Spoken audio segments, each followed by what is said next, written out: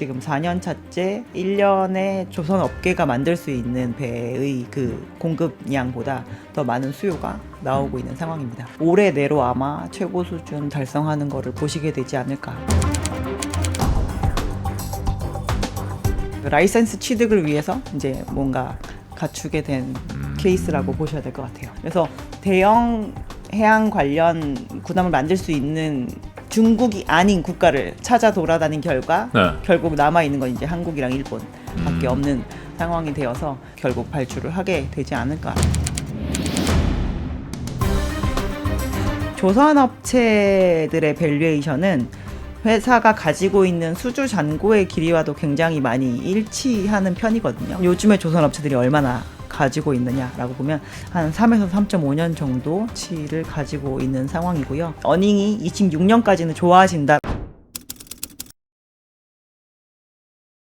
국내에 있는 조선업체들이 이제 우리나라를 대상으로 하는 방산 수주를 지금까지 굉장히 꾸준히 해왔었는데 요즘에는 이제 뭐 다른 뭐 육상용 무기도 그렇고 뭐 공중용 무기도 그렇고 이제 점점 수출을 하는 부분이 많이 부각이 되고 있는 상태였잖아요. 근데 이런 해양 쪽에 있는 그 방산 무기에 대한 수출이 조금 대대적으로 이루어질 수 있을 만한 이제 국면이 도달을 한 상황입니다. 근데 저희가 미국에는 이제 미국의 군 그런 무기 납품을 할 수 있는 업체들이 이제 한정적이거든요. 그래서 그러한 자격 조건을 갖추기 위해서 미국에 있는 업체를 우리나라에서 실제로 이제 지분을 인수를 한 케이스라고 보시면 될 것 같고요. 그럼 우리나라 조선업체에서 군함을 만들면 미국이 안 사나요? 납품을 할 수 있는 업체가 정해져 있기 때문에 그 자격 요건을 갖추기 위해서는 이제 그런 회사들을 가지고 있거나 뭐 그래야 됩니다. 아니면 자격을 따로 갖추게 되거나. 아, 그러기 위해서 이 업체를 인수했다. 네, 맞습니다. 사실 그 사이즈는 별로 큰 회사는 아니잖아요. 네, 사이즈는 별로 큰 회사는 아니고요. 저희가 라이센스 취득을 위해서 이제 뭔가 갖추게 된 케이스라고 보셔야 될 것 같아요. 아, 결국은 미국 방산 시장에 진출하겠다 뭐 이런 선언이네요. 네, 맞습니다. 가능성이 좀 있다고 보십니까? 저희는 굉장히 그 가능성이 높다라고 보고 있고요. 네. 이제 미국이 법으로 워낙 조선업을 많이 이렇게 가둬놓은 상황이 굉장히 몇십 년 지나게 되면서 실제로 내부적으로 역량이 굉장히 많이 떨어진 상황이거든요. 근데 중국 같은 경우가 2012년 이후에 이제 해양 강국 건설 계획 뭐 이런 걸 세우면서 조선 내에서도 방산 쪽 조선에 굉장히 많이 투자를 했습니다. 그래서 지금 이제 대형 뭐 구축함, 항모 막 이런 거를 만들 수 있는 역량이 굉장히 많이 올라왔는데 이제 그거 대비해서 양적으로 지금 미국에서 그거를 커버할 수 없는 상황이 되었고요. 그래서 대형 해양 관련 군함을 만들 수 있는 중국이 아닌 국가를 찾아 돌아다닌 결과 결국 남아 있는 건 이제 한국이랑 일본밖에 없는 상황이 되어서 이제 그 부분에 대응을 하기 위해서도 이제 물리적으로 결국 발주를 하게 되지 않을까라는 기대를 좀 가지고 결국 있죠. 우리가 할 수 있다, 손 들고 나섰다라는 그게. 근데 이제 우리나라 조선 업체들이 매출이 굉장히 크잖아요. 주력은 이제 상선들인데 맞습니다. 방산 뭐 우리 구축함도 만들고 뭐 만들지만은 그 방산 부문은 상대적으로 좀 작잖아요. 전체 매출을 차지하는 비중이. 지금까지 이제 내수로만 하고 있는 그 방산에서의 매출 비중은 한 10에서 15% 정도 수준이었었고요. 근데 이제 이게 저희가 똑같은 제품을 지금까지 국산화를 하는 과정에서 굉장히 R&D 비용을 많이 들여가지고 이제 만들어 왔었는데 그래서 비용을 먼저 들여놨고 이거를 만약 해외에 수출을 하게 되면 사실 납품 단가가 굉장히 많이 상승을 하게 됩니다. 그래서 이익률 자체도 좀 좋아질 수 있고 이제 그때부터는 정말로 이 상선과 같이 이렇게 장사의 영역으로 볼 수가 있는 거죠. 저희가 제품을 판매해서 이제 이득을 취할 수 있는 정도 수준의 그런 규모를 갖출 수 있거든요. 국산 군함도 뭐 지금 육상 무기들은 굉장히 경쟁력이 높은 것으로 지금 전해지고 있는데 국산 이제 해상 무기도 경쟁력이 좀 있다 이렇게 판단을 하고 경쟁력이 많이 있는 상황이고요. 실제로 해외 뭐 대회 같은 데 나가서 이제 뭐 큰 기록을 세운다거나 뭐 이런 사례들이 많이 있습니다. 근데 미중 갈등이 있긴 하지만 저희가 중국이 이 조선업 내에서 영위를 하고 있는 사업의 사이즈가 있잖아요. 비중이 있고. 실제로 톤수 기준으로 하면 지금 중국이 거의 수주 점유율이 한 60% 정도 되거든요. 근데 이제 뭐 완전 경쟁 산업인 이 해운업 자체가 갑자기 중국에서 만든 배에는 우리가 더 관세를 만약에 부과하겠다라는 식으로 미국이 반응을 한다라고 한다면 아마 중국에서 그냥 배 만들고 운임을 더 받아서 그거를 커버하려고 하는 움직임이 있을 가능성이 굉장히 높고요. 그 대신 이제 우리나라를 먼저 찾는 선주들의 그 마음은 그러한 관세 장벽이나 이런 것들에 대한 부분 때문이 아니라 그냥 국내에서 만든 배들이 굉장히 효율이 좋기 때문인 게 좀 크거든요. 그래서 네. 요즘에는 점점 이제 효율이 높은 배들이 더 적은 비용을 쓰게끔 하면서 다니게끔 하는 쪽으로 이제 해사기구에서의 그런 환경규제법 이런 것도 바뀌고 있는 상황이기 때문에 그래서 이제 궁극적으로 저희가 이제 지금 현재 중국이 만들고 있는 그 비중을 대체해 줄 수 있는 다른 존재가 있지 않는 이상은 네. 아마 중국이 만드는 부분을 만들 것이고 이제 우리나라가 잘 만드는 이런 친환경 선박이나 고부가치 선박 이런 거에 대한 니즈도 이제 꾸준하게 나오지 않을까라고 생각하고 있습니다. 기술 격차는 좀 어떤가요? 그 한동안 뭐 중국이 많이 따라왔다 뭐 이런 얘기 들리고 했었는데 LNG 선도 뭐 중국이 만든다 뭐 이런 얘기도 들었던 것 같고요. 제가 최근에 이제 야드에 한번 다녀왔었는데 우리나라 야드를 다녀왔었는데 네. 거기에서 이제 몇십 년 근무하신 분이 그 얘기를 하시더라고요. 우리는 30년 전에도 중국한테 곧 따라잡힐 것 같다는 얘기를 듣고 20년 전에도 듣고 10년 전에도 듣고 어제도 듣고 있다.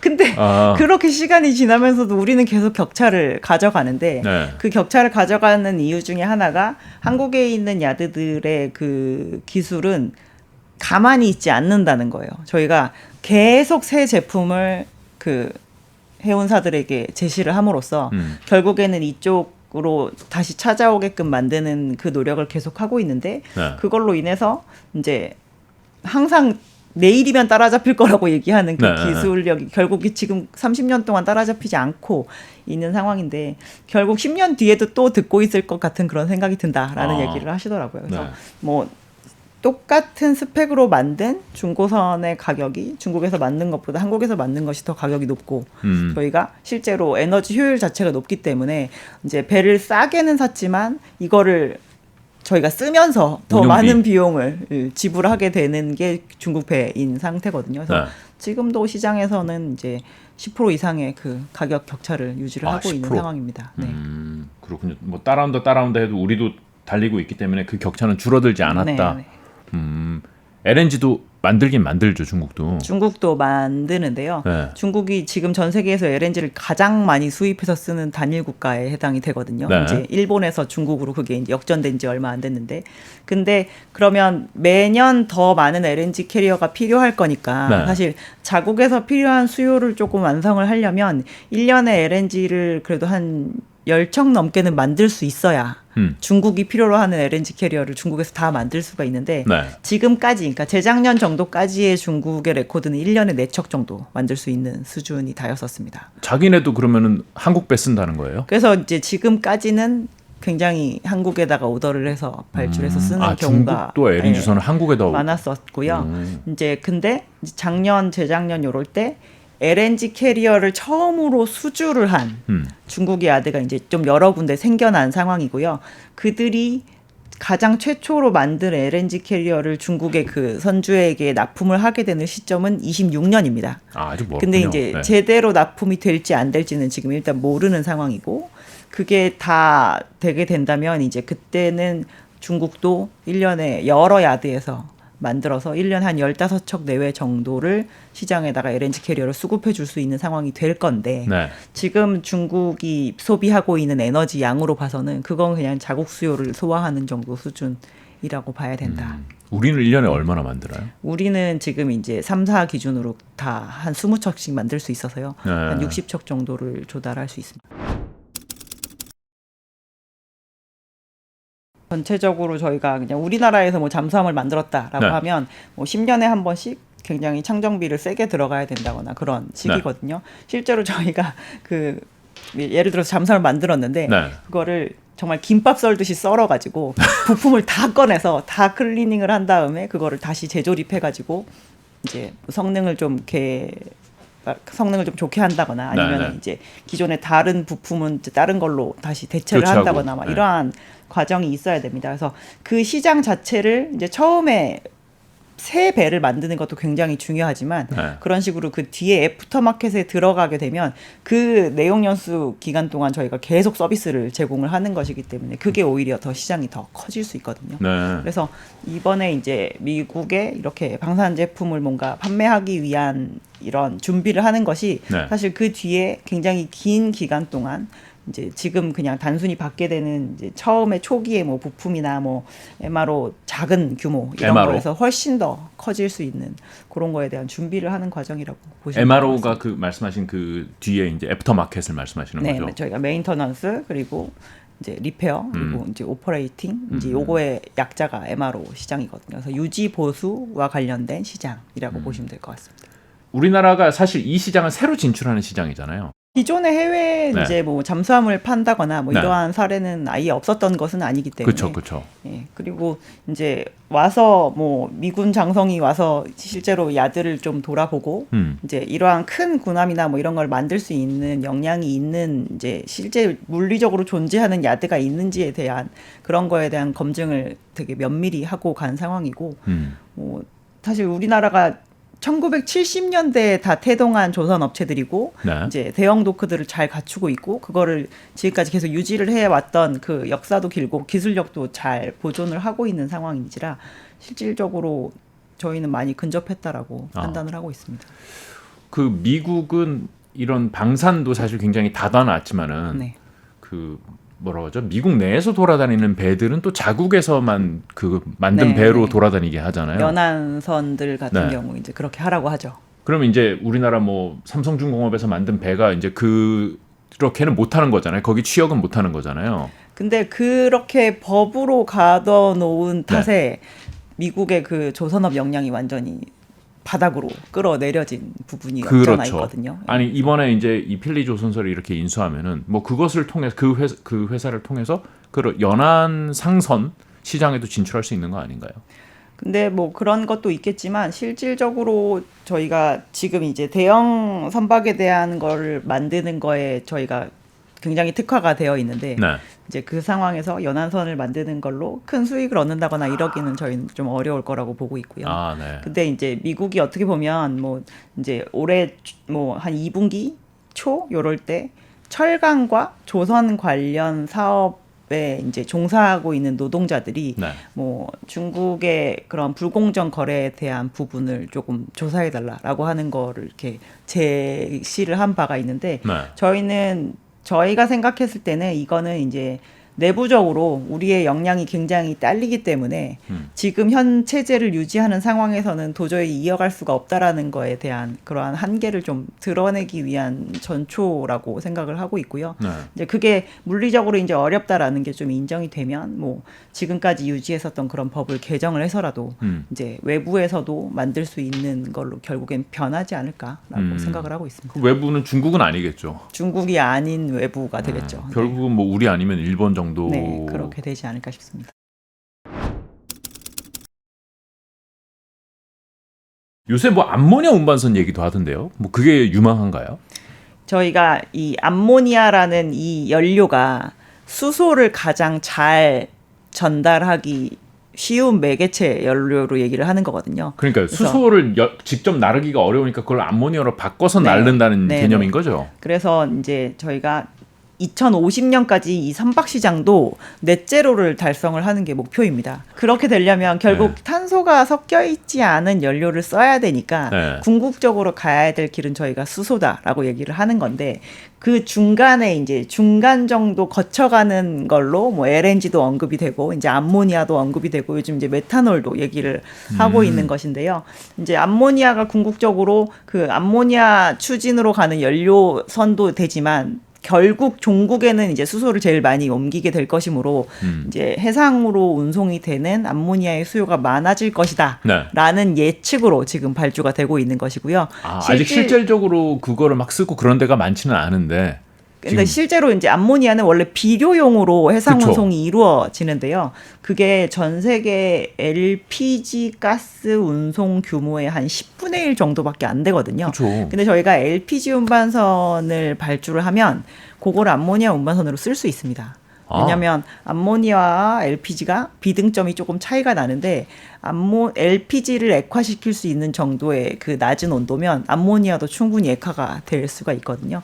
그래서 이제 VL8이라는 아주 좋은 이름으로 저희가 얘기를 하고 있지만 실제로는 이제 그 LPG 운반선의 형태로 발주가 되어서 지금 시장에서 쓰이고 있는 상황이고요. 나중에 암모니아를 수송해야 될 일이 생겼을 때 그거를 대체해서 쓸 수 있다라는 수요로 지금 생겨나고 있는 것입니다. 요즘에 다시 떠오른 선종 이런 것들의 모두의 공통점은 다 결국에는 친환경적인 성격을 갖는 것이거든요. 그래서 그 말씀하신 VLAC도 올해 어떻게 보면 굉장히 주인공 선종에 해당이 됐었습니다. 올해 1호 수주권을 다 VLAC로 기록을 했었거든요. 요즘 이제 신조 문이 들어와 있는, 그러니까 발주가 아주 다량으로 많이 되지는 않지만 해운사들이 와서 계속 찔러보는 선종 중에 하나는 또 액화 이산화탄소 그 운반선을 그런 것도 있어요? 굉장히 많이 이제 문의를 넣고 있는 상황입니다. 그런 것들이 결국엔 다 친환경으로 연결이 되는 것이고요. 왜냐하면 이산화탄소를 덜 배출해라라고 하는 규정이 나중에 저희가 이제 정석의 방법으로 그 통하지 않고 회피책으로 만약에 한다라고 한다면 배출되는 가스에서 이산화탄소를 따로 포집해가지고 그거를 이제 뭉쳐가지고 다른 데로 배출할 수 있으면 그것 또한 저희 친환경이 아닌가요?라고 얘기가 되는 건데 그게 회사기구에서 아직까지 그 기술력은 인정을 하지 않는 상황이지만 결국에는 시간이 지나고 이 기술력의 수준이 좀 올라오고 좀 더 가성비 있게 만들 수 있는 설비가 된다라고 한다면 결국엔 그 시장도 커질 거라고 지금 예측들을 하는 것이거든요. 그래서 이산화탄소를 뭐 지하 가스정 같은 데다가 뭐 집어넣어서 밀폐한다 뭐 이런 얘기를 들었던 것 같은데. 그래서 에너지 회사들이 이제 이 LCO2라고 하는 그 액화 이산화탄소 운반선에 또 관심이 굉장히 많으시더라고요. 지금 이제 작은 사이즈의 LCO2가 실제로 현대미포조선이라고 하는 회사에 발주가 되어서 만들어지고 있는 상황인데요. 이제 그게 대형화되고 실제로 시장에 굉장히 많은 수송량을 이제 가져오게 된다라고 하면 이제 시장이 또 커질 여지가 있고 그리고 가격 자체가 그렇게 싸지는 않습니다. 네, 그렇죠. 분위기 좋습니까? 이번 1분기에 대형 3사가 동시에 흑자 전환을 했었으니까 어쨌든 저희가 숫자로 처음 보여준 분기가 24년 1분기 실적이었습니다. 숫자로 이제 찍혔다라는 건 확인했으니까 이제 앞으로 얼마나 커질 것이냐라는 기대인데 이게 사실 우리가 10년도 더 전에 조선업 슈퍼사이클을 경험했었는데 그게 다시 오는 것이냐 이런 기대도 있는데 어떻습니까? 저희는 슈퍼사이클이라는 단어를 쓸만하다라고 생각을 하고요. 이제 특히나 조선업은 수요랑 공급이 굉장히 명확한 산업이거든요. 저희가 사이클이 좋다라는 얘기를 할 때는 무조건 공급보다 수요가 많으면 좋은 사이클이라고 판단을 할 수가 있습니다. 근데 이제 예전보다 저희가 배를 지을 수 있는 조선 업체들의 역량이 굉장히 지금 떨어져 있는 상황인데 요즘에는 뭐 좀 산업이 좋다라는 이유만으로 우후죽순 조선업이 생겨나거나 이러지는 않고 있는 상황이고 기존에 계속 유지를 하고 있던 조선 업체들이 이제 배를 만들게 되는데요. 저희가 코로나 팬데믹 이후로 해운 업체들이 굉장히 많은 돈을 벌게 되었고 선박에 대해서는 친환경 선박을 투자를 해야 되는 국면이 됨으로 인해서 이제 수주는 꾸준하게 21년 이후부터 지금까지 계속 강세를 보이고 있는 상황이고 지금 4년 차째 1년에 조선 업계가 만들 수 있는 배의 그 공급량보다 더 많은 수요가 나오고 있는 상황입니다. 사실 조선업 좋다는 얘기는 말씀하셨다시피 몇 년 전부터 최근에 이제 됐다, 이제 온다라는 얘기는 계속 들었었거든요. 그렇지만 우리가 그래도 불안해하는 이유는 그래도 의심의 눈을 거두지 못하는 이유는 사실 10년 넘게 이게 어려웠었잖아요. 굉장히. 근데 이제 그거를 다 해소했다. 이렇게 얘기할 수 있는 거죠. 저희가 그렇게까지 오래 힘들었던 이유가 있는데요. 그래프의 높이만 보십시오. 배를 1년에 만들어서 뽑아낸 톤수거든요. 뭐 가격 이런 거 아니고. 톤? 네, 톤수. 큰 배면은 뭐 큰 배 하나가 다른 작은 배 여러 배랑 맞먹게. 네, 그렇죠. 그래서 이제 그냥 전 세계 그 막대기 그래프만 보셔도 저희가 2007년에 굉장히 많은 배를 발주를 해서 제일 많은 배를 만들었었던 때는 2010년입니다.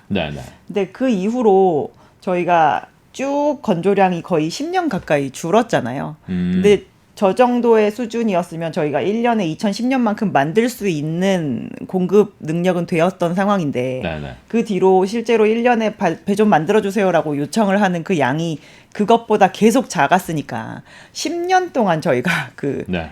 고정비를 커버할 수 없는 그런 상황이 이어졌다라고 봐야 되는 상황이고요. 그래서 저희가 조선의 공급량은 사실 한번 이렇게 딱 늘려놓으면 그거를 줄이는 데까지 굉장히 오랜 시간이 걸리는데 그거를 이제 10년 동안 저희가 줄여온 상태이고 그쵸. 그거를 마무리 짓고 났더니 이제 다시 시장에서 조금 배가 더 필요한 상황이 된 겁니다.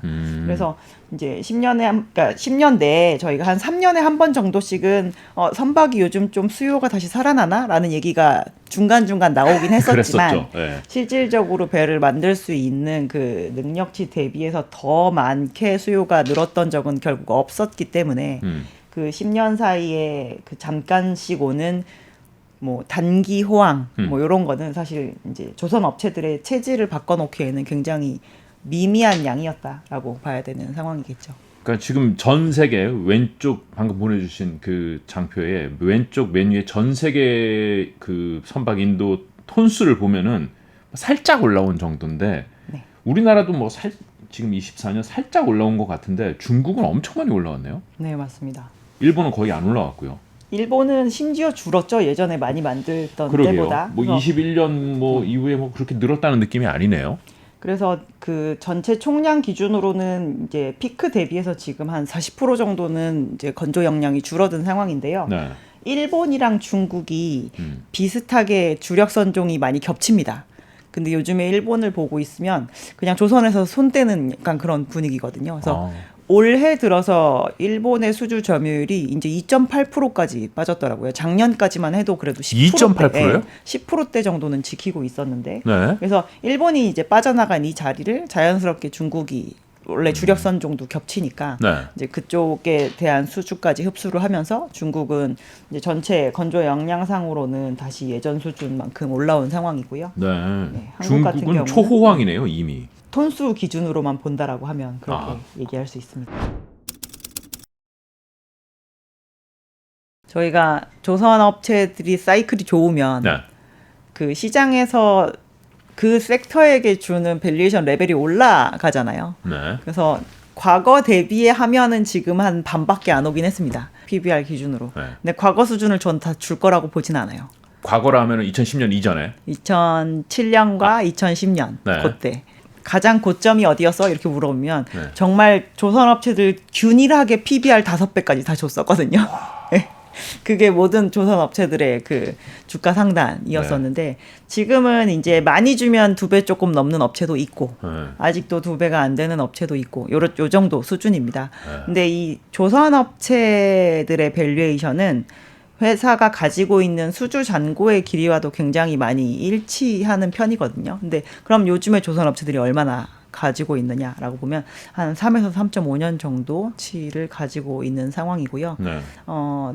밸류에이션이 저희는 어쨌든 수익성이 나와서 조선업체들이 저희 이제 요렇게 수주해서 요걸로 돈 법니다 라는 걸 보여줘야 높여줄 수 있는 그 유인이 있을 텐데 네. 이제 어닝이 26년까지는 저희가 좋아진다라고 말씀을 드릴 수 있을 만큼의 그 확보된 수주 잔고를 가지고 있는 상황이니까 그 부분을 확인을 하면서 찬찬히 올라가지 않을까 싶습니다. 그래서 지금으로 봤을 때의 시장의 눈높이는 2배 정도까지는 줄 수 있어. 여기까지는 이제 많이 올라오신 것 같아요. PBR 2배. 네, 네. 네. 근데 이제 그게 3배로 올라갈 수 있는 시점이 언제가 될 것인가. 그게 남아있는 상황 정도라고 저희는 보고 있습니다.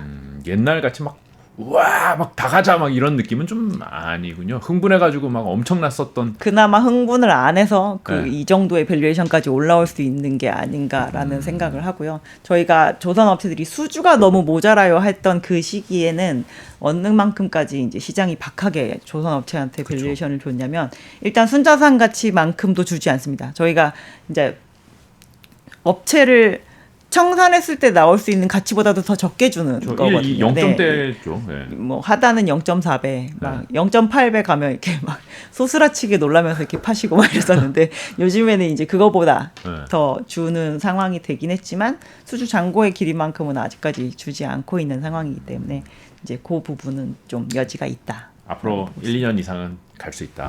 뭐 이렇게 1년 정도는 잘 갈 수 있지 않을까라고 생각합니다. 저희가 엄경화 연구위원을 조금 더 자주 모시게 되지 않을까라는 생각 기대해 봅니다. 오늘 말씀 여기까지 듣겠습니다. 고맙습니다. 감사합니다. 네, 경제자유살롱 오늘 여기까지 하겠습니다. 저희 채널 좋아요, 구독, 알람 설정 부탁드립니다. 고맙습니다.